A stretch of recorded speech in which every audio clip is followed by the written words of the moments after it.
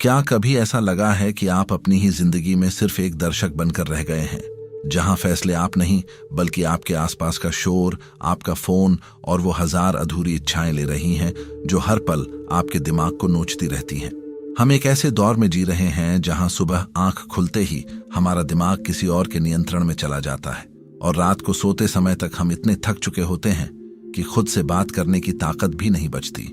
लेकिन सोचो कि अगर इस पूरी दुनिया की भीड़ से दूर किसी ऊंचे पहाड़ की चोटी पर एक ऐसा इंसान बैठा हो जिसने इस पूरे शोर को हमेशा के लिए शांत कर दिया हो, एक ऐसा इंसान जिसके सामने मौत खड़ी हो, पैर के नीचे हजारों फीट गहरी खाई हो, लेकिन उसके चेहरे की शिकन तक न बदले और उसका दिल उतनी ही शांति से धड़के जैसे कोई सोता हुआ बच्चा।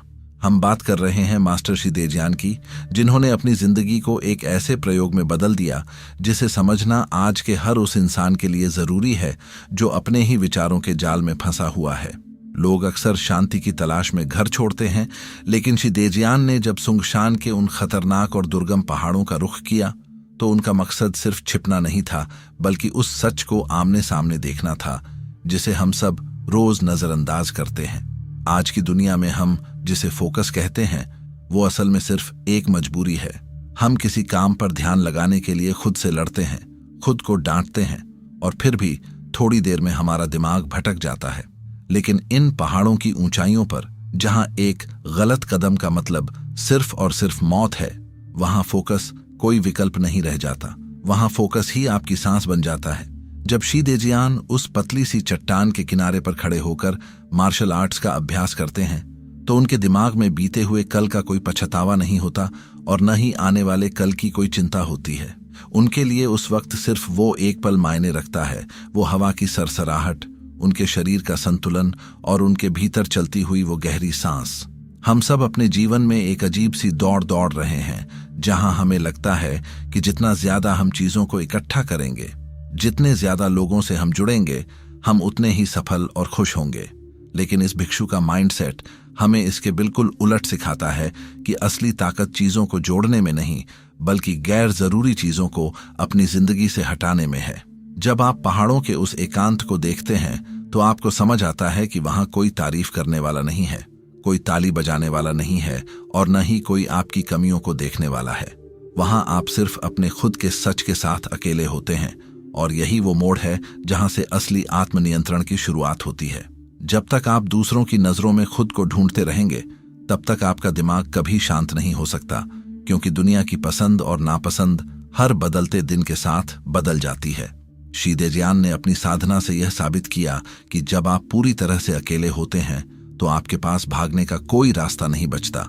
आपको अपने हर डर, हर लालच और हर कमजोरी का सामना खुद करना पड़ता है।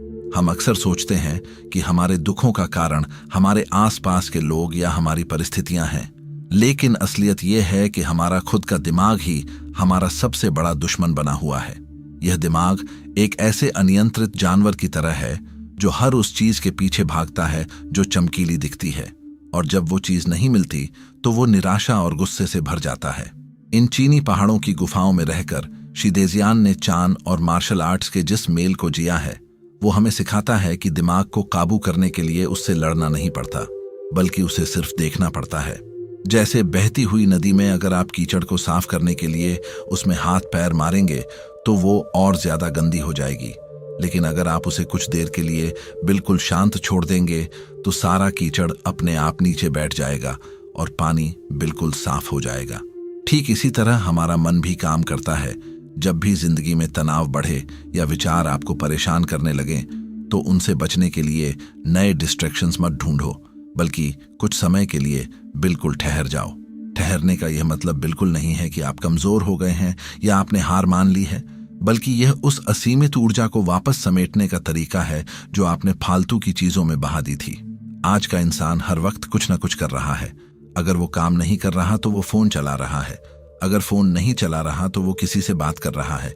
यानी हम अपने दिमाग को एक सेकंड के लिए भी खाली नहीं रहने देते। यही वजह है कि जब हमारे सामने कोई बड़ी चुनौती आती है तो हमारा दिमाग तुरंत घबरा जाता है, क्योंकि उसके पास शांत रहकर सोचने की आदत ही नहीं बची है।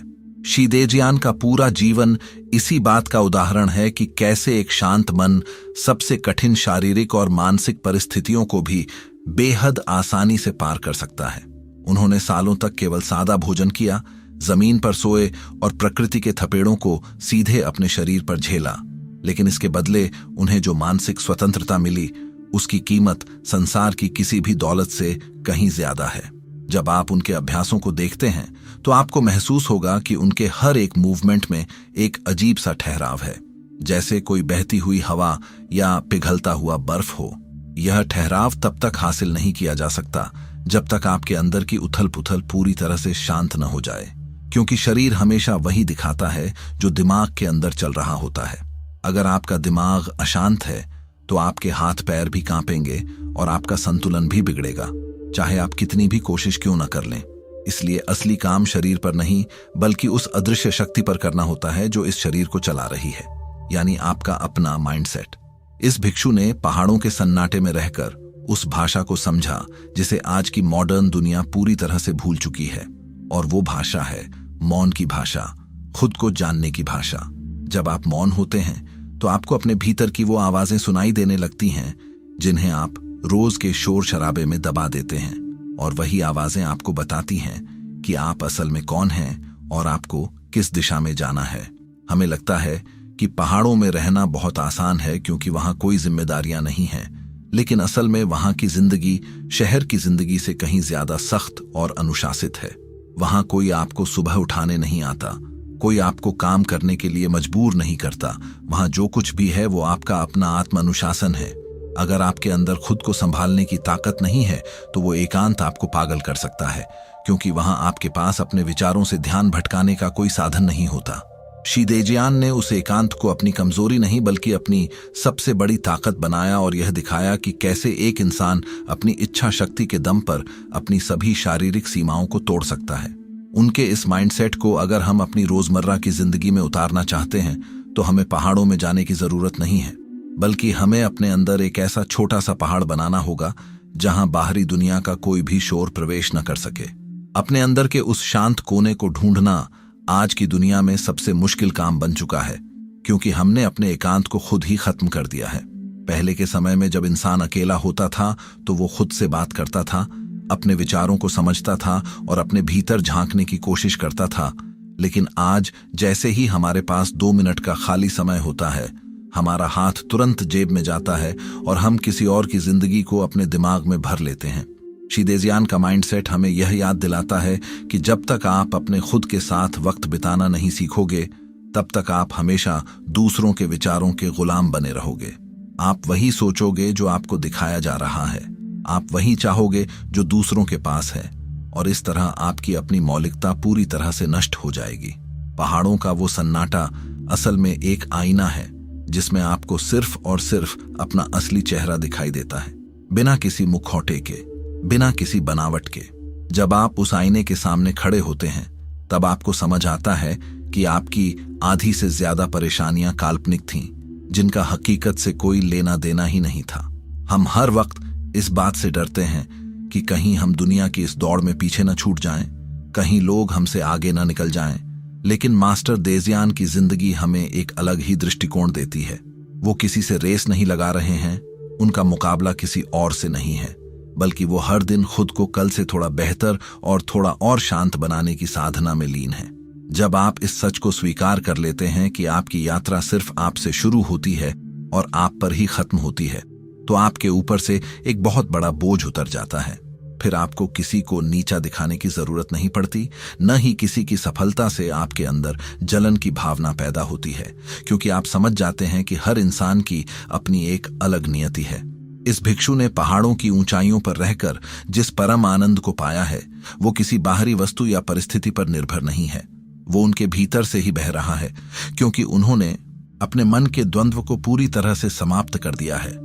अक्सर लोग सोचते हैं कि मार्शल आर्ट्स का मतलब सिर्फ लड़ना या खुद की रक्षा करना है, लेकिन शाओलिन की इस प्राचीन परंपरा में मार्शल आर्ट्स असल में ध्यान का ही एक रूप है।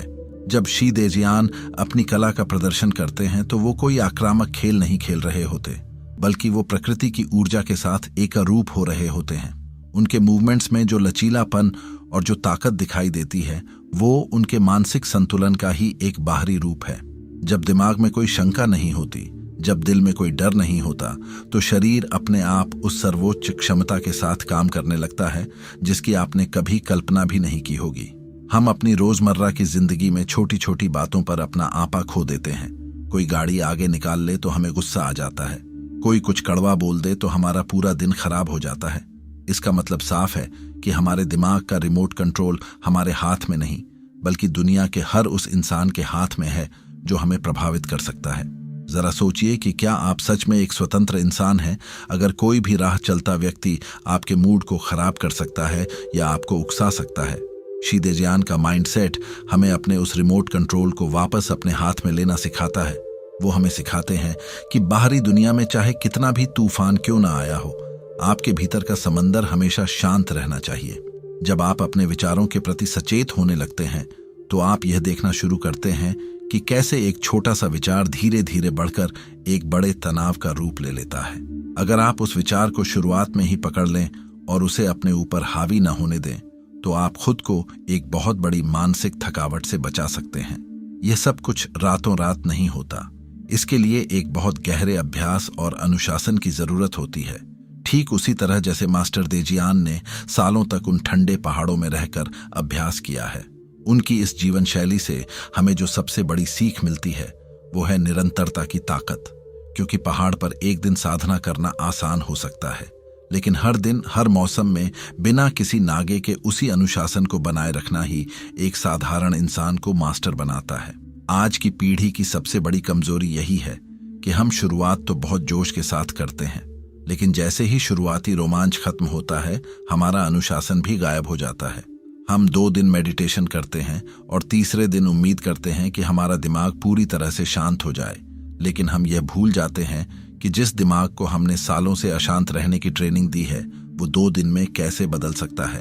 मानसिक शांति और आत्मनियंत्रण कोई ऐसी चीज नहीं है जिसे आप बाजार से खरीद सकें या किसी किताब को पढ़कर तुरंत हासिल कर लें। यह एक जीवन भर चलने वाली यात्रा है जिसमें आपको हर पल सजग रहना पड़ता है। जब आप सुंगशान पहाड़ों की उन तस्वीरों को देखते हैं जहां शी देजियान बादलों के ऊपर खड़े होकर अभ्यास कर रहे होते हैं तो वो दृश्य जितना सुंदर लगता है उसके पीछे का संघर्ष उतना ही भयानक है। वहां की कड़कड़ाती ठंड, वो सूनापन, वो बुनियादी सुविधाओं की कमी, ये सब चीजें एक कमजोर मन को तोड़ने के लिए काफी हैं। लेकिन उनका माइंडसेट इन सभी भौतिक कठिनाइयों से बहुत ऊपर उठ चुका है, क्योंकि उन्होंने समझ लिया है कि शरीर की सुख सुविधाएं आत्मा को कभी तृप्त नहीं कर सकती। हम जितनी ज्यादा सुख सुविधाओं के आदी होते जाते हैं हमारा मन उतना ही कमजोर और नाजुक होता जाता है। फिर थोड़ी सी भी असुविधा हमें विचलित कर देती है। अपनी जिंदगी को थोड़ा सा सादा बनाना और खुद को कभी कभी जानबूझकर कठिन परिस्थितियों में डालना आपके मानसिक लचीलेपन को बढ़ाता है। यही वो तरीका है जिससे आप एक ऐसा अडिग दिमाग विकसित कर सकते हैं जिसे दुनिया की कोई भी ताकत डिगा न सके। इस भिक्षु की आंखें अगर आप ध्यान से देखेंगे तो आपको उनमें एक अजीब सी गहराई और स्पष्टता दिखाई देगी, जैसे कोई शांत झील हो जिसमें आसमान का पूरा प्रतिबिंब साफ नजर आता है। यह स्पष्टता तब आती है जब आपके दिमाग से स्वार्थ, अहंकार और झूठ का कोहरा पूरी तरह से छंट जाता है। हम अपनी जिंदगी का एक बहुत बड़ा हिस्सा सिर्फ दिखावे में और दूसरों को यह साबित करने में बिता देते हैं कि हम उनसे बेहतर हैं या हम बहुत खुश हैं। लेकिन जिसे सच में शांति मिल जाती है उसे किसी को कुछ भी साबित करने की जरूरत महसूस नहीं होती। उसका होना ही अपने आप में पूर्ण होता है। शी देजियान ने दुनिया को यह दिखाया कि एक शांत कमरा या एक शांत पहाड़ की गुफा उस आलीशान महल से कहीं ज्यादा कीमती है जहां रात को नींद आने के लिए दवाइयों का सहारा लेना पड़ता है। तो अब सवाल यह उठता है कि पहाड़ों के इस मास्टर की इस गहरी सोच को हम अपनी इस भाग दौड़ भरी और उलझी हुई जिंदगी में कैसे लागू करें, क्योंकि हमारे पास न तो वो पहाड़ हैं और न ही हम अपनी सारी जिम्मेदारियों को छोड़कर किसी गुफा में जा सकते हैं। लेकिन सच यह है कि आपको कहीं जाने की जरूरत ही नहीं है, क्योंकि असली एकांत किसी जगह का नाम नहीं है, बल्कि यह आपके भीतर की एक मानसिक स्थिति है जिसे आप इसी वक्त अपने कमरे में बैठे बैठे भी महसूस कर सकते हैं। जब आप सुबह उठकर सबसे पहले अपने फोन की स्क्रीन को देखने के बजाय सिर्फ 5 मिनट के लिए चुपचाप बैठते हैं और अपनी आती जाती सांसों को महसूस करते हैं, तो आप उसी पल मास्टर देजियान के उस पहाड़ी माइंडसेट की शुरुआत कर रहे होते हैं। यह छोटी सी आदत आपके दिमाग को यह संदेश देती है कि बाहरी दुनिया का कोई भी काम आपकी आंतरिक शांति से ज्यादा जरूरी नहीं है। जिंदगी की हर मुश्किल परिस्थिति में जब भी आपका मन घबराने लगे या आपको लगे कि सब कुछ आपके हाथ से निकल रहा है, तो बस 1 सेकंड के लिए रुकिए और खुद से कहिए कि यह बाहरी तूफान मेरे अंदर के समंदर को नहीं छू सकता। हमें अपनी रोजमर्रा की जिंदगी में उन चीजों की छंटनी करनी होगी जो हमारे दिमाग में फालतू का कचरा भर रही है, चाहे वो सोशल मीडिया पर बिताया जाने वाला अंतहीन समय हो या फिर उन लोगों के साथ की जाने वाली गॉसिप जो सिर्फ नकारात्मकता फैलाते हैं। जब आप अपने मानसिक स्पेस को इन गैर जरूरी चीजों से खाली करना शुरू करेंगे तो आप पाएंगे कि आपके पास उस काम के लिए असीमित फोकस और ऊर्जा बच गई है जो आपके जीवन को सच में बेहतर बना सकता है। मास्टर शी देजियान का पूरा जीवन हमें यही सिखाता है कि एक शक्तिशाली और नियंत्रित दिमाग किसी जादू से नहीं बल्कि आपके रोज के छोटे छोटे और सचेत फैसलों से बनता है। इसलिए अगली बार जब आपके सामने कोई बड़ी चुनौती आए तो डरने या भागने की जगह अपने कदम मजबूती से जमीन पर टिकाएं, एक गहरी सांस लें और उस भिक्षु की तरह शांत रहकर स्थिति का सामना करें, क्योंकि असली विजेता वही है जिसका अपने मन पर पूरा अधिकार है।